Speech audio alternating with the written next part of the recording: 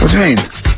Oh, it's a good story. It starts off well and that, you're feeling sorry for him, but then he says, where's my gun? Yeah.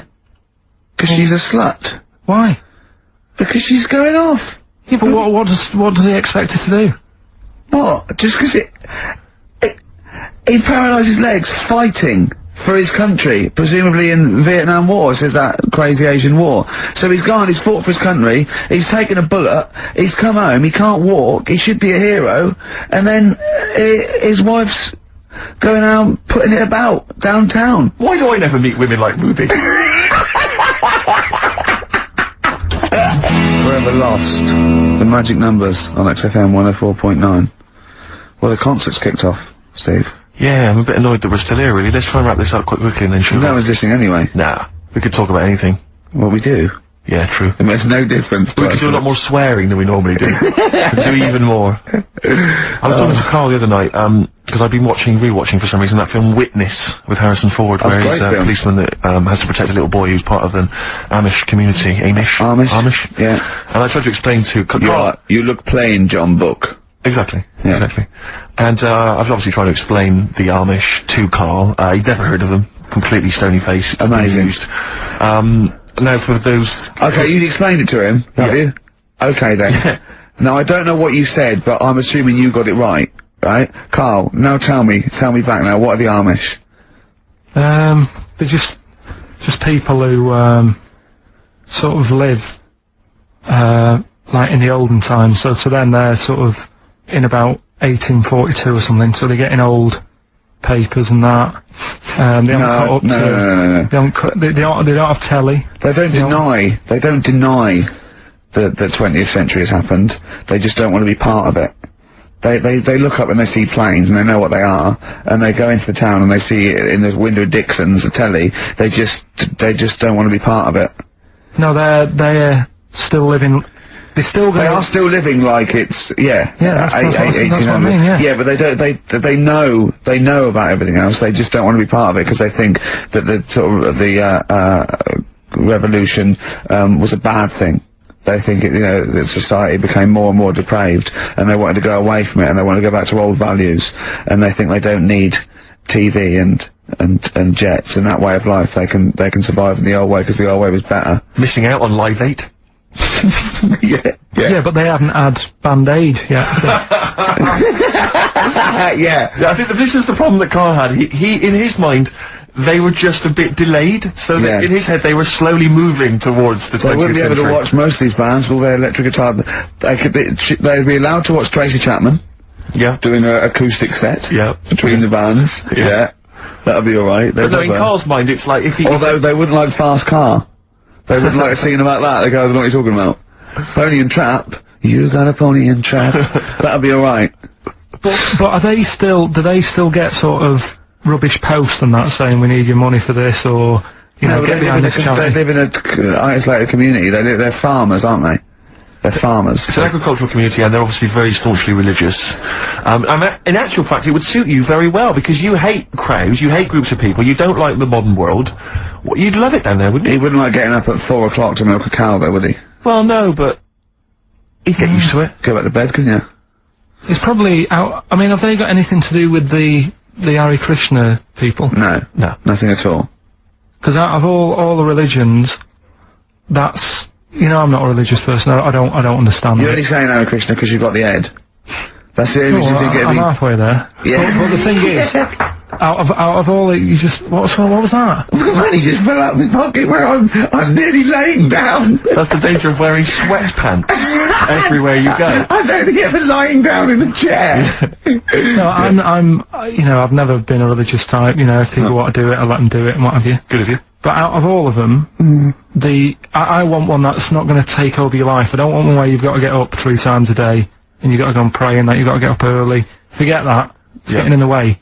But if it's something like, I was walking to work the other day, right, across Oxford Street, there's a little Hare Krishna fella there, and, he sort of had, he had a leaflet and stuff, and, he said, are you interested? And I said, what do you do? And, he said, well, we're against getting stressed out and what have you. And, he gave me a plum. They hand out food for some reason.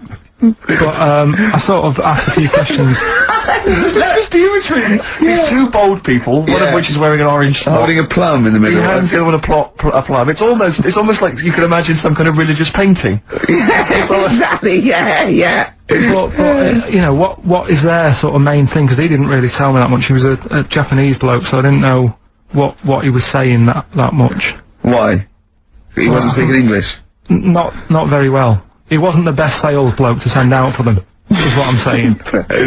Yeah. But what's that? Are they? You're saying they're nothing like? Well, I believe Hare Krishna is a kind of as an offshoot of a sort of Buddhist faith. It is. I think they are Buddhist, aren't they? Yeah, and obviously their kind of trademark, as it were, is that they have to say. I believe they have to say Hare Krishna, Hare Krishna in a certain rhythm, in a certain order, a certain amount of times per day. That's why you see them walking down the street saying Hare Krishna, Hare Krishna, because it's actually a sort of religious chant which they're obliged to do. So you see, even if you go into the Hare Krishna faith, you may find yourself, you know, in Tesco or whatever, forced to say Hare Krishna, Hare Krishna, perhaps out loud, not just thinking it. Yeah, no, out loud. You can put it on an iPod and you can put that on an iPod. No, it doesn't count. No, I think you have to actually say it. So I guess that kind of eats into your social life a little bit. And then there's the wearing orange as well. Particularly frustrating, I imagine, if you're in a cinema or a library. A little bit awkward there, you know, midway through, or Star you Wars, live next door to a bloke called Hare Krishna. Yeah. Who constantly thinks you're calling him. Yeah. That probably... Yeah. So that's in essence, I mean, I don't think we've quite done the Hare Krishna faith, its full service there, but, so interesting to you? I mean, you got handed a plum, you've been treated well by them. Yeah, well, but he couldn't tell. I just wanted to know how much time it would take up, what are the benefits, you know, what can you do, what can't you do? Well, I think the benefits are they probably don't get stressed out, they've probably got that sort of, that zen, that chi-ness about them where they try and interact and... Quite meditative. Yeah. Yeah. I've got some nice trainers as well, don't they, with their... Yeah. Orange. What are you looking for then in a faith, Carl? You say what are the benefits? I mean, obviously Catholicism, you get the communion wine and bread, so... Yeah, but I can afford that. Right. Probably, just, I like the Crusaders. I was forced into joining that as a kid, because a mate sort of joined it, and, he sort of said, are you joining? I sort of swore at him, I said, I'm not doing that. Right. Yeah. He said, right, if you don't come with me, I'll tell your mum that you just swore. So I was like, oh. So I went along, and I used to just go on the Friday when they played, you know, Sabutio and stuff, and then I went on one Sunday, and it was totally different. There was no Sabutio. There was no sort of, you know, table tennis. The thing where you hold a thing and knock things over. Skittles. There was all that on a Friday. Went on the Sunday, it was rubbish. He said, right, sit down in this room. They gave me a Bible. Thought, this looks too heavy, this is too big, I'm not interested in this book. And I never went again. I used to hide on a Sunday when they came round. And that's been the only sort of... I suddenly, why did it suddenly turn out to have to hide on a Sunday when they're coming round? Because they wouldn't leave. They wouldn't leave. Who was it? Were they adults? It was sort of a... Well, he seemed like an adult to me at the time, but he was probably about 27. Well, that is an adult. Yeah, but do you know what I mean? He seemed a lot older when I was a kid. Yeah. And he came knocking and that, and he used to say to me, Mum, I'll just tell him I'm ill or something. And, he used to hang around to see if I'd eventually come out to play and that. And if I did, I think they would have grabbed me and took me there. I love the idea that for you religion has to bring with it some kind of gift. It's like, you know, join our faith and you get an alarm clock radio. It's like something like I think religion does bring a gift. Usually, it's... Well, the gift of the Lord. Well, the gift of everlasting life, isn't it? And that's the problem with it, you know. A lot of people believe in it because they think... But for Carl, his feeling is like, that should be a given. That's safe. I'm definitely going home with eternal life. But what else can I have? Is there an iPod? Why do you have to have a religion? Because obviously I don't have a religion, I don't miss it, and I wouldn't want one. I'm an atheist. And that's out of belief, that's out of logic. And we don't get into the politics or the morality of it. Why do you feel you need a religion? Why don't you just get a hobby? Well, I didn't want one. I don't want one. I just was saying that, you know, if I was to get one, which one would I go for? We do, of course, Rick, every week get thousands of emails. Emily from New York has asked Carl this. Carl, if you were on a sinking ship, or you were in a burning building, and you were with myself and Ricky, but you could only save one of us. I don't know why that's the case, but you can only save one of us. Yeah. Who would you save? Would it be Ricky or would it be me? I think it's a two-man dinghy. Right, okay. Possibly. And we're trapped, and he knows that if he stays there to get both our legs out from under this thing... the girder. Yeah, he dies, so he's got room, he's got time to save one. It's obviously me. It's hard to say, isn't it, at this point? What, because Steve's in the room, you mean? Well, no, just because we don't know what the situation is. Okay, well, let's say we're on a sinking ship, all right? So you're going to have to rescue one of us, drag us into the dinghy. It's going under. You know, in 30 seconds, okay, this ship's going to go under and drag you down and you're going to die, right? And our legs are trapped and you've got enough time to untangle one set of legs. Whose legs do you untangle? Now, just because my legs are long does not necessarily mean it's more complicated. No, it's exactly the same amount of time. Just have to make a choice. A terrible choice that Steve would not, hate you for. Well, no, listen. He won't be around for long. He's going to drown in 30 seconds. Well, forget him. Bear in mind this, Carl. You are going to be stuck in a dinghy with Ricky Gervais, and who knows how long that's going to take. Think of all the head squeezing that's going to be going on, the comments, the wind-up. And do you honestly think that he's going to, if there's any provisions, that he's going to split them evenly with you? I mean, he's going to have drunk all the water, and there's only going to be about half an hour in. The food's going to be gone. Look at his gut. Look how much, of the food he's going to have to eat, the baked beans that you've got on board. Whereas me, you know how generous I am. I'm always sort of helping you out. Oh, there we go, Carl. I think he's put the nail in his own coffin there. You know how generous I am, Carl. Let's talk about that, Carl. Come on, think about that one. Yeah, I mean, have you forgot about that, Steve? What? The time when we went for a coffee and we had to have a bit of a heated debate about the 50p change. Yeah, you owed me 50p, and you decided you didn't want to give it to me because it was only 50p. And my point was, it's not a question of 50p, it's the fact that it's not your decision to decide not to give it to me. If I wanted to be generous, that's my decision. But you can't go, oh, it's only 50p, Steve. It's my decision who But you just given him a free keg of beer. Yeah. But that did not come to you, and you didn't pay for the free keg of beer. It was a promotional thing that was sent to you. It's the same thing as the way I gave Suzanne my leaving present from my last job. A lot of people may not be aware of this if they haven't heard us talking about it before. Yes, but you had a gift from your work as you were leaving after however many years of service, which you then gave straight to your girlfriend without telling her that it had been received from people at work. Doesn't matter. She wanted a camera. It's the same thing as you. You wanted that lager that I got for free. It hasn't cost you anything. It doesn't matter where I got it from. So you now decide, because you've given me a free lager, that you can now say, oh, actually, I'm not, in the future, I'll just take your money, Steve, on a whim. Well, listen, stop arguing like this. You're rocking the dinghy. Carl, have some of my cheese. Imagine if he would ever say that. Can you imagine him ever offering you any of his cheese? Are you going to save Carl, mate? I don't want to say. Well, think about it, and I might do a sort of a for and against or something, and then so the conclusion is okay, all right. Well, I've been waiting for this for a week. It's a regular feature now when we read from Carl's diary. Carl decided to keep a diary. He's gone through with it. I can see it there. It's massive. It's a huge desk diary that he has to carry around with him, and the pages are getting full up. You're really keeping to this. Yeah. Right, this is extracts from Carl's diary. Did podcast and went for an Italian with Ricky and Steve. Italian place is good. We've been there a few times. I always have the same thing, spaghetti. Can't remember what everyone else had. Last time we went there, Steve had little octopuses with pasta. You could see that they were octopuses. They hadn't been cut up or anything. My rule is that I only eat stuff that looks nice when it's alive. A cow, a chicken, some fish. An octopus is an odd-looking thing alive. Even worse when it's dead and limp. It looks like it just shouldn't have been sat in the spaghetti. Yeah, I agree with that. Ricky drew another picture of my head. We've given a few of them away as prizes, but he draws so many of them that they won't be worth as much anymore. Everyone will eventually have one. Like those pictures of a boy crying that caused houses to burn down in the 1980s. What does that mean? What are you talking about? it's just some kid. My auntie Nora had one, and it was just like a kid with like a blue jumper on, and it's like a painting, not a photo. Yeah, exactly, yeah. And he's just crying. Like a chocolate box, really awful, sort of sugary. And what happened is they found out that a load of houses were being set on fire or burst into flames, whatever. And the weird thing was, Oh, it's bollocks. Every house that burnt down had that photograph. Yeah, because every house had that picture in the fucking 70s and 80s. Idiot. It's like, we're linking it to sinks. Every house that's ever burnt down had a sink. You're talking shit again. Carry on. Wednesday. Saw a homeless bloke. I'm surprised that no companies have thought about sponsoring the homeless. Something like a clothing company. Give them some clothes that have an advert on the back. Everyone's a winner. Good idea. Not bad, is it?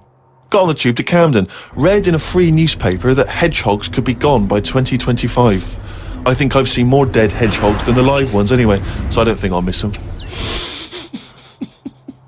Went round to Ricky's house and had a game of pool.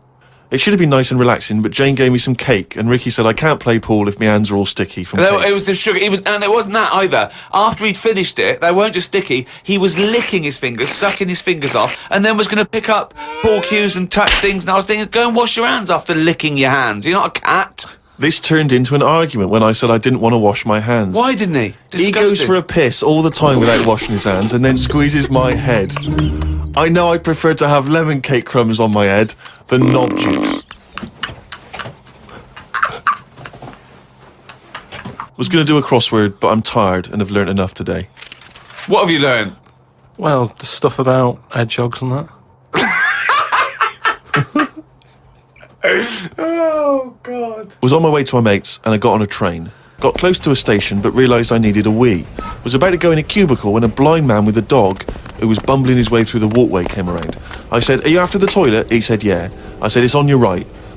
I shouldn't have let him go first as he took ages and it would be my stop soon. The dog waited outside the cubicle. I was going to stroke it, but then I remembered someone telling me that you shouldn't. Don't know Why why that not? is.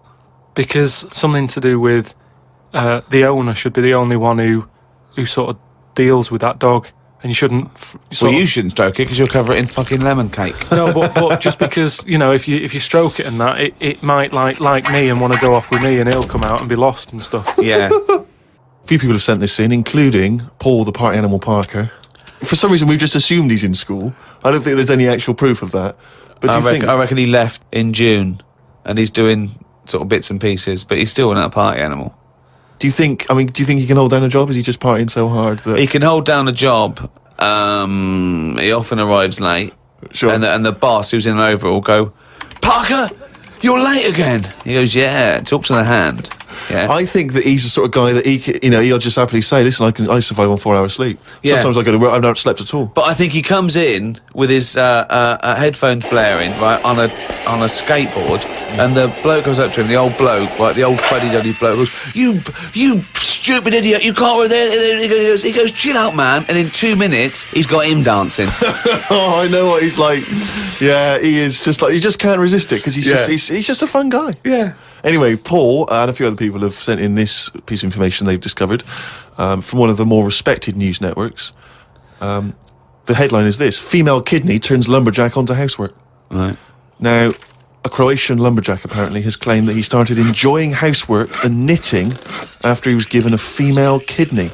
He claims he's going to sue his local health authority because he says he's become a laughingstock. He used to enjoy heavy drinking sessions and things. The kidney transplant saved his life, but they never warned me about the side effects. "I've developed a strange passion for female jobs, like ironing, sewing, washing dishes, sorting clothes in wardrobes, and even knitting." Well, if he likes it, what's the problem? It's nonsense. It's nonsense. Hold on, though. What makes me laugh is he's become a laughingstock. So what do you do when you become a laughingstock?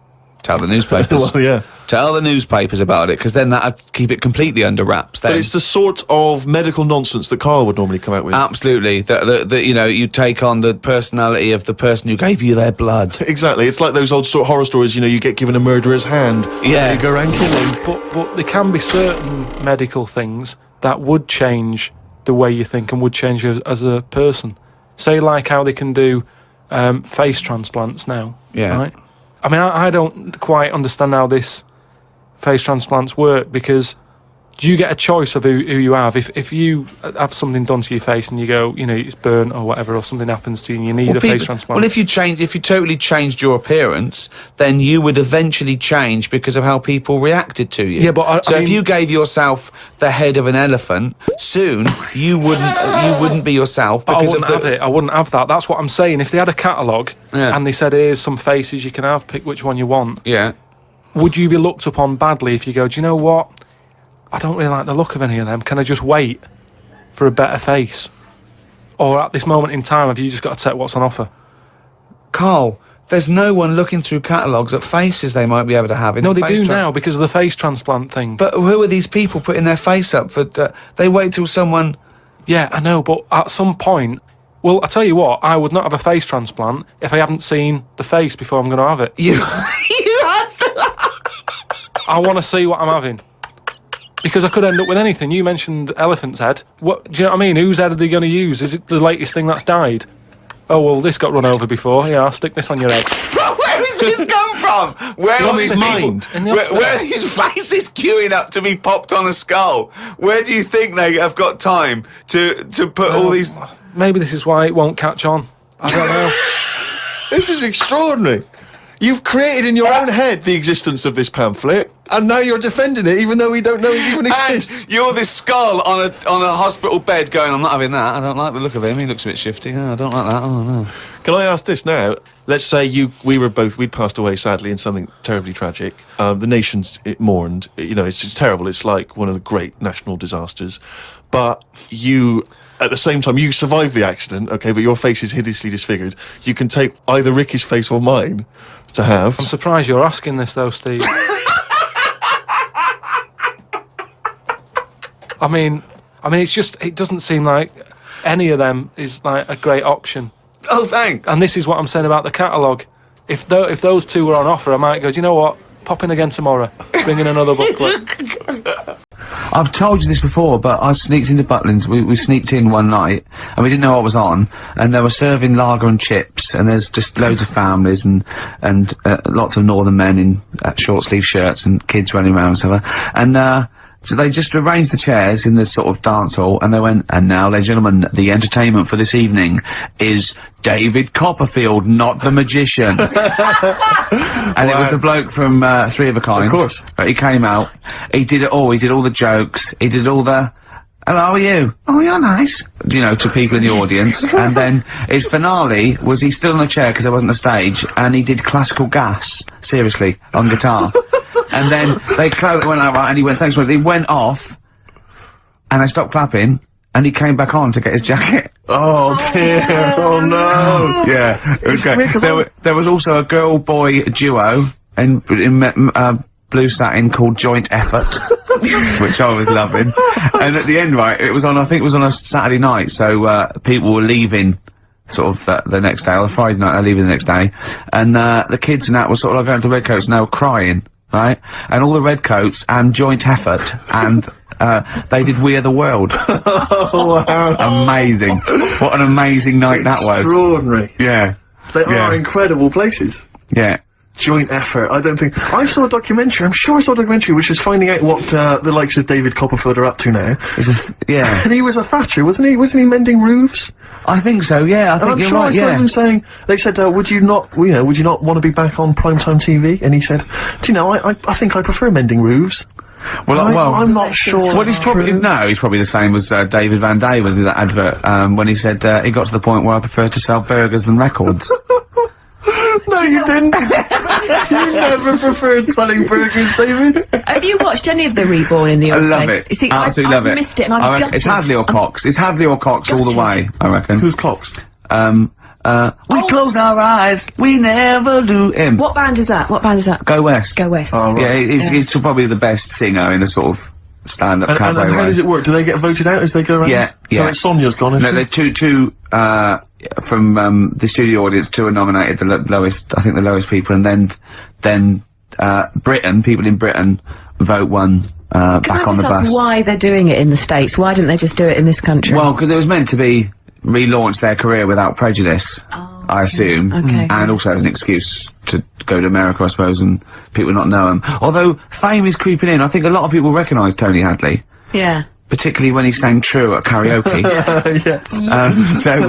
No, but, Is he as good as ever? He's fine. He's a bit dramatic, but he's alright. Now, from your sort of, your brief pop phase, Yeah. are any of these faces familiar to you? Did you ever bump into them? Oh, no, but no, No. no. You never hung out with Hadley or? No, we all lived in the same house. Yeah, you did. No. Didn't you have a run-in with Bucks Fizz? Oh, yeah. Once when we were going up to do, a TV show, and, A&R man had just forgotten about us, and we were there, we were at the airport, we didn't have the tickets, and so Bucks Fizz, who were doing the same show, and I remember they tried to smuggle us through. They had sort of like them and their crew, and they just like showed us the tickets and went through, and they went, well, like that would work. They went, oh, okay, sorry. The two girls stand in the lobby and whip off their skirts, everyone was sidetracked while you legged it through. Well, I was on the shoulders of, Bobby G, and wearing a really long coat. Yeah. And I went, Bobby, what a lot, he went, yes, I am taller You're now. a lot taller in the flesh than you are on top of the pops. Yeah. And fatter. I wasn't fat You then. weren't fat then, no, you're right. Yeah, no, but I love it. And the other thing I've been watching is American Pop Idol.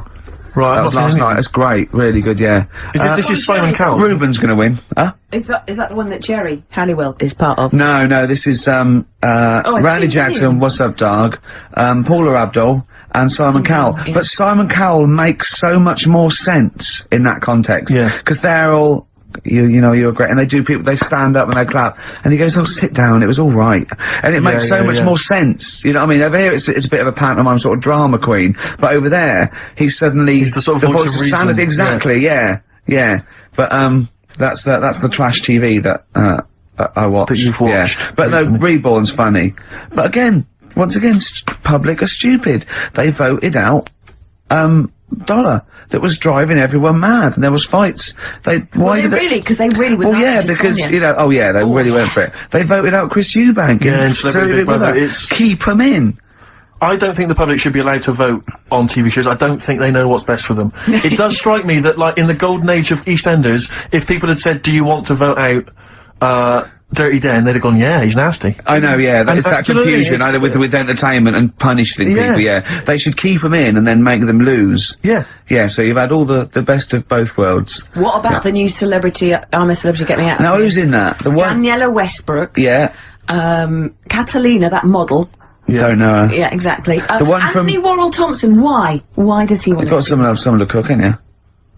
Well, that that's one what the from girls are there Changing for. Rooms. Yeah, the girl from Changing Rooms. Yeah, Linda Barker. Yeah. Oh, Phil Tufnell. Who? Phil Tufnell, cricketer. I'm gonna put some money on him to win. I reckon he's gonna win. Because apparently he's sort of funny and nice and everything. And, yeah. Would you ever do any of those? Absolutely not. No. I genuinely think if you were in the Celebrity Big Brother house, immediately you would be voted voted out. out. It would be before the public get a chance to vote. Yeah. The housemates would have got you out somehow. Yeah. Or they'd have left. Or they'd have left. Yeah, I they'd have might all walked out. win. I might win by default. They'd have all climbed over the roof like that guy Sandy. Yeah. They'd have all climbed out like within the first 10 minutes. I saw Sandy the other day, actually. Still on the run, is he? Just climbing over.